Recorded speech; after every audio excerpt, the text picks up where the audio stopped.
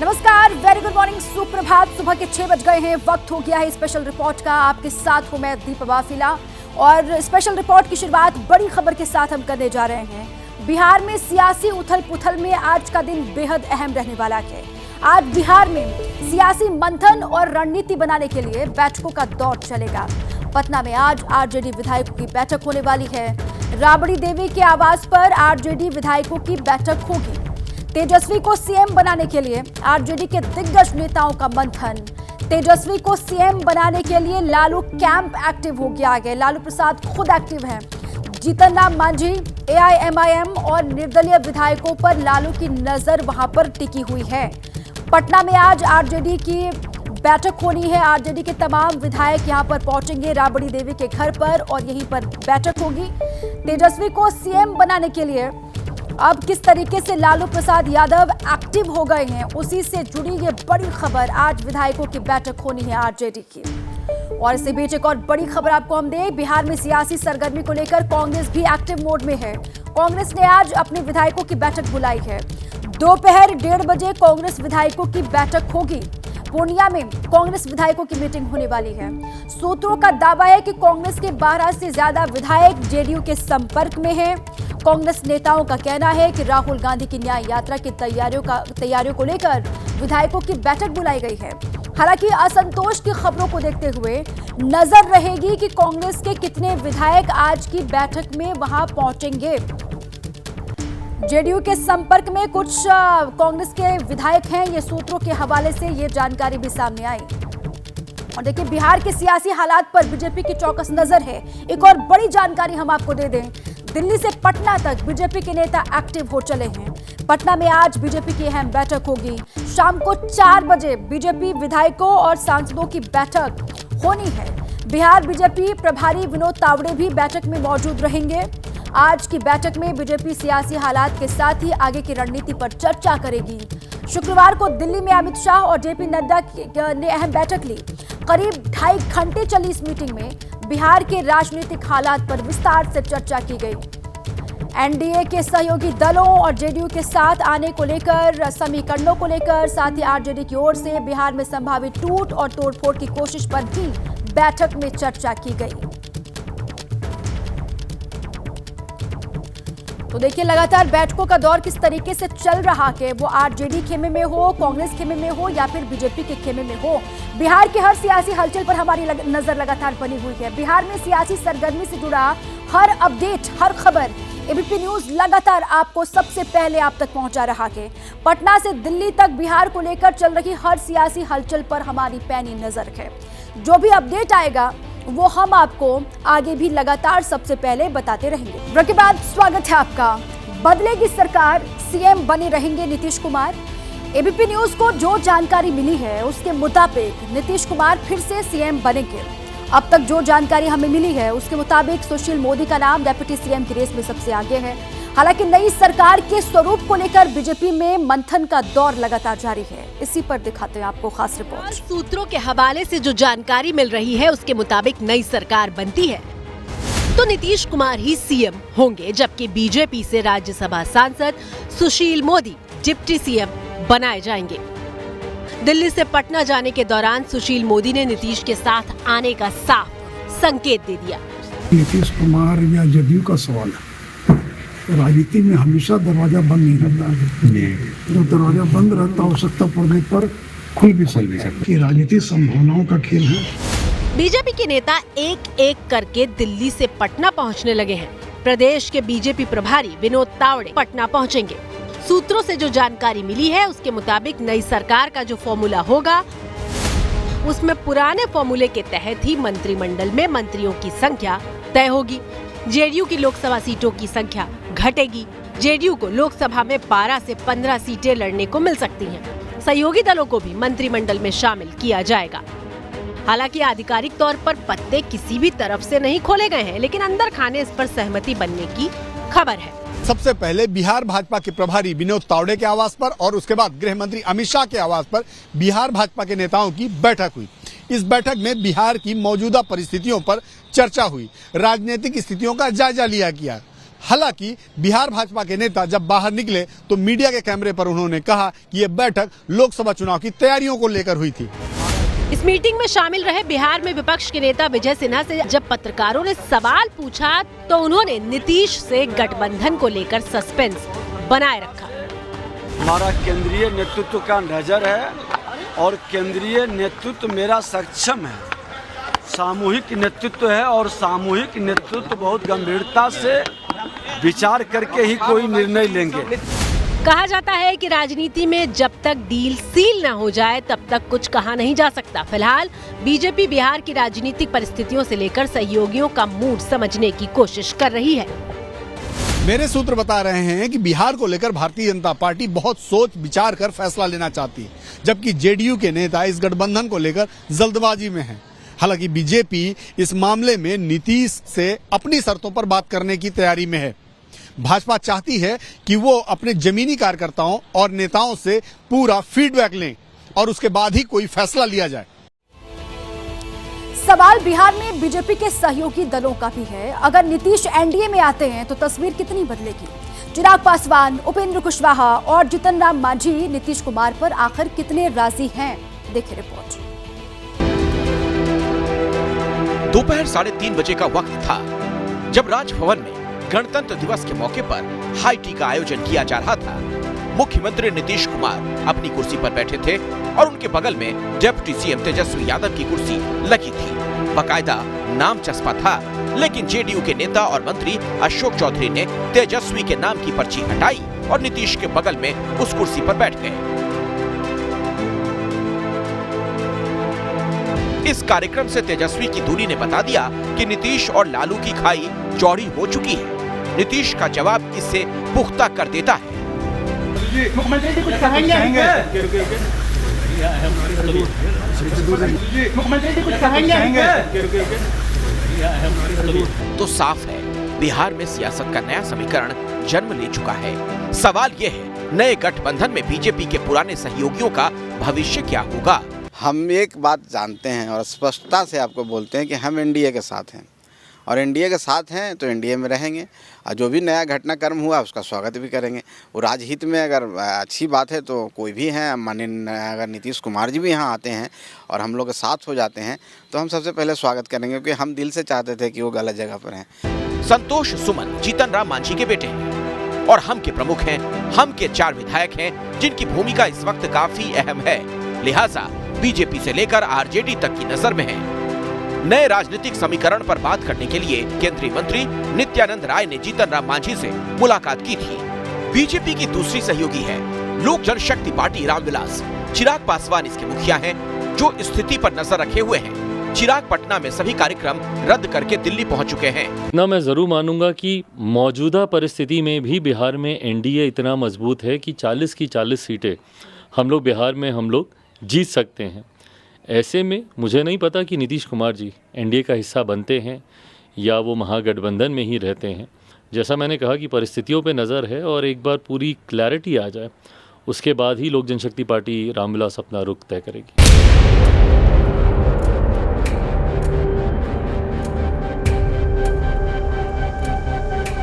हाल ही में हमने ऐसा कहा था कि 20 जनवरी के बाद 30-31 तक 25 तक कुछ न कुछ बिहार में परिवर्तन होगा।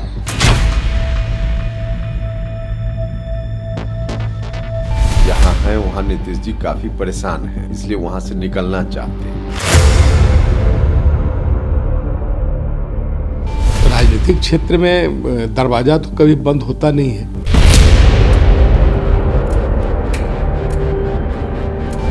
ये सब आधारहीन बातें हैं, नीतीश जी कहने जा रहे हैं। लगता है कि एनडीए में आएंगे, जो भी होगा हमको लगता है 2-3 रोज के अंदर हो जाएगा। नीतीश जी के बयानों को डिकोड करना ये पत्रकारों के लिए संभव है, मेरे लिए तो ये कम से कम संभव नहीं है।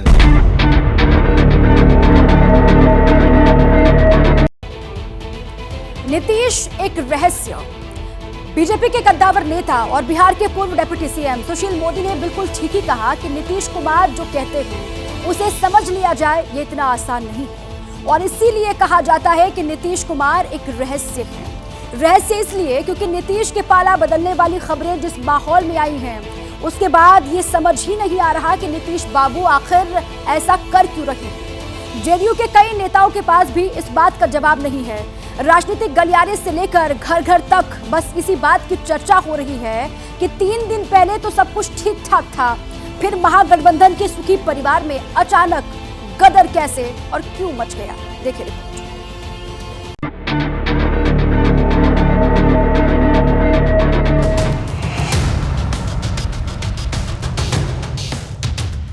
आपकी स्क्रीन पर मौजूद ये तस्वीर कोई आम तस्वीर नहीं है। ये तस्वीर बिहार की राजनीति में आए भूकंप की गवाही देने वाली तस्वीर है। शाम को करीब 4 बजे का वक्त हो रहा था। गणतंत्र दिवस के मौके पर बिहार के मुख्यमंत्री हाई टी के लिए राजभवन में मौजूद थे। नीतीश कुमार के ठीक बगल की कुर्सी खाली थी। दरअसल इस कुर्सी पर बिहार के डिप्टी सीएम तेजस्वी यादव के नाम की पर्ची लगी हुई थी। उन्हीं का इंतजार हो रहा था।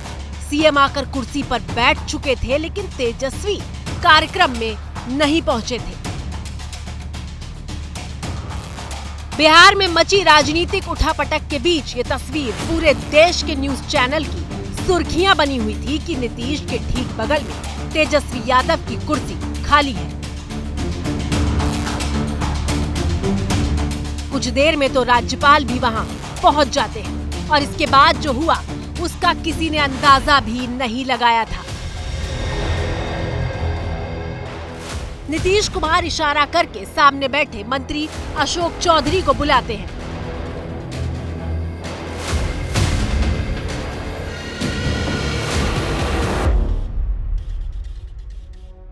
इशारों में नीतीश मैसेज दे देते हैं।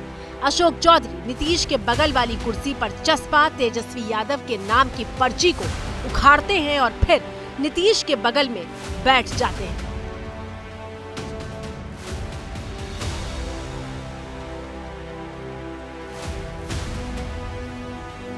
दोनों बातचीत में तल्लीन हो जाते हैं और अशोक चौधरी तेजस्वी यादव के नाम की पर्ची को हाथ में लेकर मसलते रहते हैं। कहते हैं कि राजनीति में तो इशारा ही काफी होता है, लेकिन यहाँ तो पूरी की पूरी तस्वीर बिहार के मौजूदा राजनीतिक परिदृश्य की गवाही बनकर आंखों के सामने है। लेकिन जनता अब भी ये समझ नहीं पा रही है कि आखिर नीतीश ने पाला बदलने का मन बनाया तो आखिर बनाया क्यों। 3 दिन पहले सब कुछ ठीक था, फिर अचानक से ये सियासी भूचाल बिहार में क्यों आया। देखिए रिपोर्ट। तस्वीरें 23 जनवरी की हैं, जब नेताजी सुभाष चंद्र बोस की जयंती पर बिहार के मुख्यमंत्री नीतीश कुमार और डिप्टी सीएम तेजस्वी यादव ने कार्यक्रम में न सिर्फ साथ में शिरकत की थी, बल्कि दोनों के बीच सब कुछ ठीक नजर आ रहा था। दोनों के बीच किसी तरह के तनाव का कोई संकेत तक नहीं मिला था।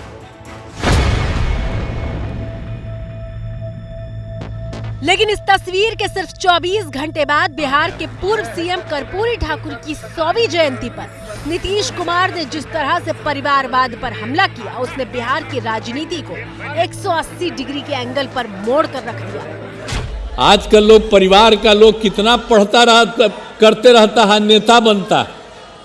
और जब उतने बड़े नेता थे वो अपने किसी लड़के को करने नहीं दो। जब वो चले गए तो हम ही लोग रामनाथ ठाकुर जी को आगे बढ़ाए। जननायक कर्पूरी ठाकुर जी से ही सीख करके हमने भी अपने किसी परिवार को आज तक नहीं बढ़ाया है। नीतीश के इस हमले को लालू परिवार पर हमले की तरह माना गया और उसके बाद बिहार की राजनीति में इतनी तेजी से बदलाव आया कि आरजेडी तो आरजेडी, जेडीयू के नेताओं को भी ये समझने में वक्त लग गया कि बदलाव के इस बयान पर क्या और कैसे बयान दिया जाए। नरेंद्र मोदी जी प्राइम मिनिस्टर चाहते भी थे, नीतीश जी को लाइक भी करते हैं, पसंद भी करते हैं।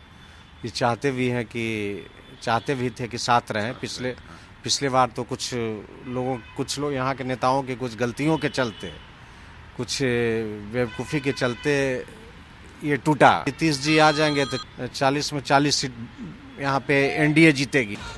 जो बीजेपी गठबंधन टूटने के बाद जेडीयू को पानी पी पी कर कोस रही थी, उसी पार्टी के विधायक नीतीश की वापसी के बाद जीत कितनी बड़ी होगी इसकी रूपरेखा पर बयान देने लगे। जबकि आरजेडी नीतीश कुमार से गुजारिश कर रही थी कि कृपया संशय के बादल साफ कर दें।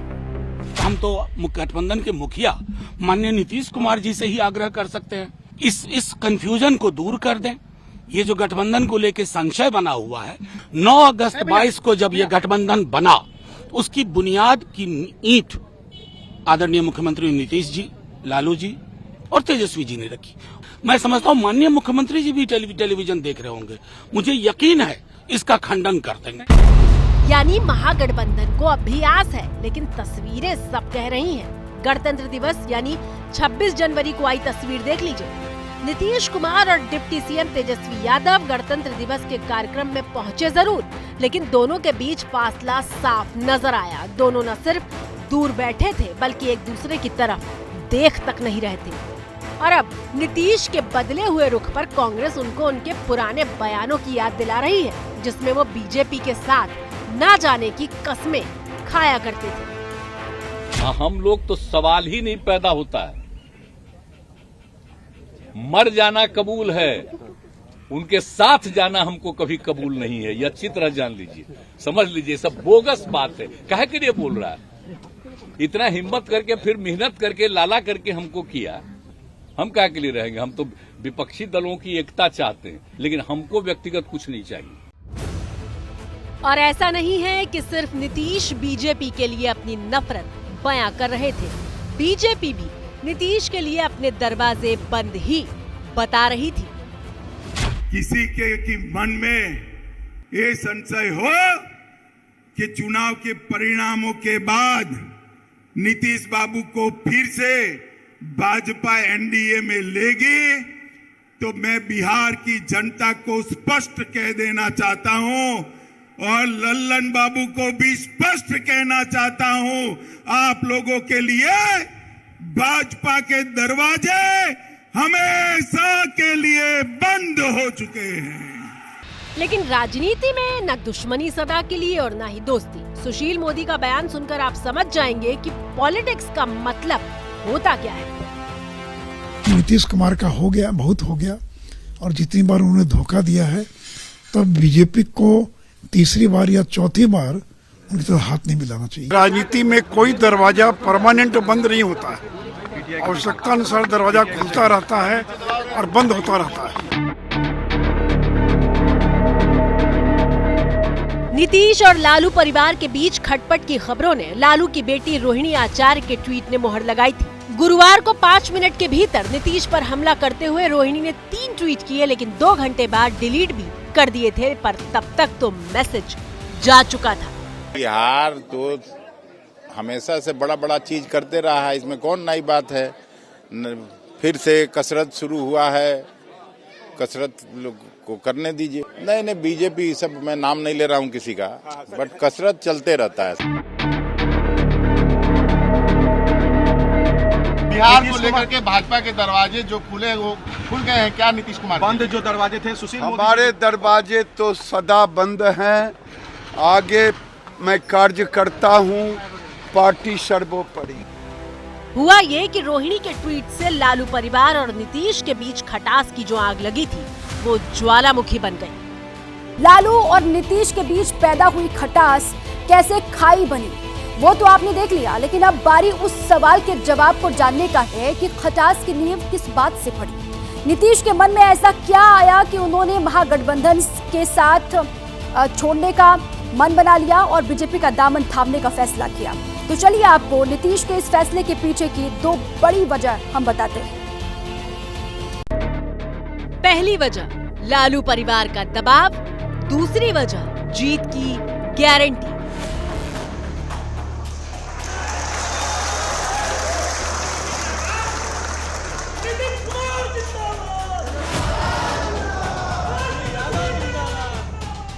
शुरुआत पहली वजह से करते हैं।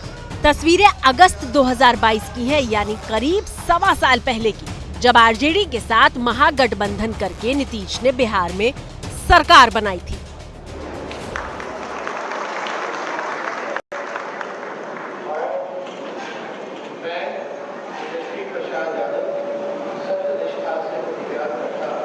उस वक्त डिप्टी सीएम पद की शपथ लेने के बाद तेजस्वी यादव ने नीतीश कुमार के पैर छूकर आशीर्वाद जरूर लिया था, लेकिन लालू और नीतीश के बीच डील ये हुई थी कि वो तेजस्वी को बिहार का सीएम बनाएंगे। दरअसल साल 2022 में लालू और नीतीश के बीच डील के बीच में ये तय हुआ था कि कुछ समय के बाद नीतीश कुमार राष्ट्रीय राजनीति की ओर कदम बढ़ाएंगे और बिहार की सत्ता तेजस्वी यादव को सौंप देंगे। इसी डील के तहत सूत्र बताते हैं कि लालू यादव नीतीश कुमार पर तेजस्वी यादव को सीएम बनाने के लिए दबाव डाल रहे थे। इस बात में भी कोई शक नहीं कि इंडिया गठबंधन के बैनर तले नीतीश कुमार ने राष्ट्रीय पारी खेलने के लिए एड़ी चोटी का जोर लगाया। वो नीतीश ही थे जो सबको एकजुट कर रहे थे, लेकिन इंडिया गठबंधन में नीतीश की दाल नहीं गली और उनका नाम पीएम की दावेदारी के लिए आगे नहीं किया गया। खड़गे जी को नाम हमने किया है तो हर लोग पूछता है एक फेस तो चाहिए, तुम्हारा फेस कौन है? तो इसी के लिए हम प्रपोजल दिया था कि खड़गे जी को होना चाहिए। खड़गे जी अगर फेस होगा तो ठीक है और हमारा कोई एतराज नहीं है। बावजूद इसके लालू तेजस्वी को सीएम बनाने की जिद पकड़े हुए थे। बढ़ते हुए दबाव के बीच नीतीश असहज महसूस कर रहे थे।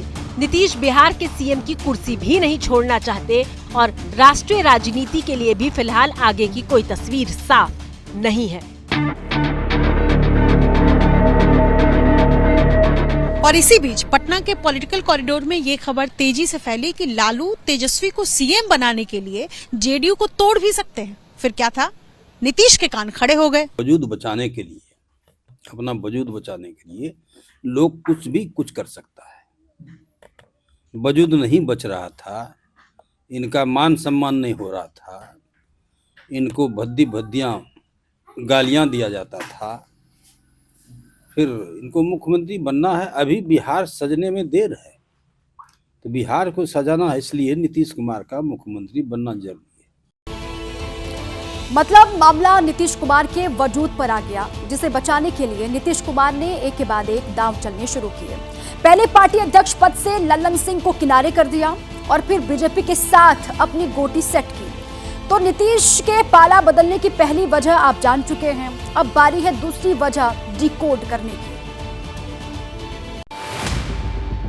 नीतीश को जीत का विश्वास चाहिए था। नीतीश को इस बात की गारंटी चाहिए थी कि वो सत्ता में बने रहें और रामलला की प्राण प्रतिष्ठा के कार्यक्रम के बाद तो नीतीश हिल गए। पूरे देश में राम की लहर देखकर नीतीश कुमार को समझ में आ गया था कि लोकसभा चुनाव में बीजेपी को हरा पाना मुश्किल है। खुद जेडीयू के उम्मीदवार भी इसकी पुष्टि कर रहे हैं। घोषणा उन्होंने किया है तो हम उम्मीदवार हैं, निश्चित रूप से मैं उम्मीदवार रहूंगा ही। वो जो सीतामढ़ी सीट है आज के दिन में भी जेडीयू का ही है। लोगों का कहना है कि उसमें आप रहते महागठबंधन के साथ आप रहते तो शायद आप जीतते 2 लाख से, इसमें आप जीतिएगा 5 लाख से, ऐसा लोगों का कहना है। इसलिए मुझे नहीं लगता कि इसमें कोई फर्क पड़ना है। नीतीश कुमार के साथ आने में बीजेपी को फायदा होगा। तय कि कुछ ऐसी ही सोच नीतीश कुमार की भी रही होगी। नीतीश सत्ता में रहने वाले शख्स है, पाला बदलना पड़े या फिर जिन्हें दुश्मन बनाया हो उनसे हाथ मिलाना पड़े, वो सरकार की चाबी अपने हाथ में रखना चाहते हैं। पाला बदलना ताकत भी होती है, कमजोरी भी होती है, लेकिन क्या है कि नीतीश कुमार को ये तारीफ करनी पड़ेगी आपको कि वो सबसे छोटे जातिगत समूह के नेता हैं। कुर्मी समूह कोई बहुत बड़ा पटना में या बिहार में समूह नहीं है जिसको लेकर राजनीति की जा सके। ताकतवर है लेकिन उसका वोट परसेंटेज के हिसाब से कोई बड़ा महत्व नहीं है। उसके बाद भी वो लगातार, आप पिछले 25 साल की राजनीति देखें तो नीतीश कुमार ही दूल्हा रहे हैं वहां की बारात के। नीतीश कुमार की एक बेदाग छवि है, दूसरी वो परिवारवाद की जो राजनीति बिहार में चलती है उससे अलग दिखाई देते हैं। और अब देखिए आरजेडी भी बीजेपी और जेडीयू दोनों को एक ही सिक्के का पहलू बता रही है। तो हमने मजाक में कहा कि भाई आप लोग जो है नीतीश कुमार को अविश्वसनीय बनाने के लिए सुपारी लिए हुए हैं क्या? हम कहे कि यही नीतीश सुशील है, आप सुशील से पूछिए। इन्होंने एक नहीं अनेक बार कहा है कि उनके लिए दरवाजा बंद है। तो सुशील मोदी ने उस समय प्रोग्राम में, अभी 3 दिन पहले की बात है, क्या जैसे नीतीश कुमार वैसे सुशील मोदी। तो बिहार में पल पल बदलती सियासी तस्वीर पर लगातार हमारी नजर रहेगी।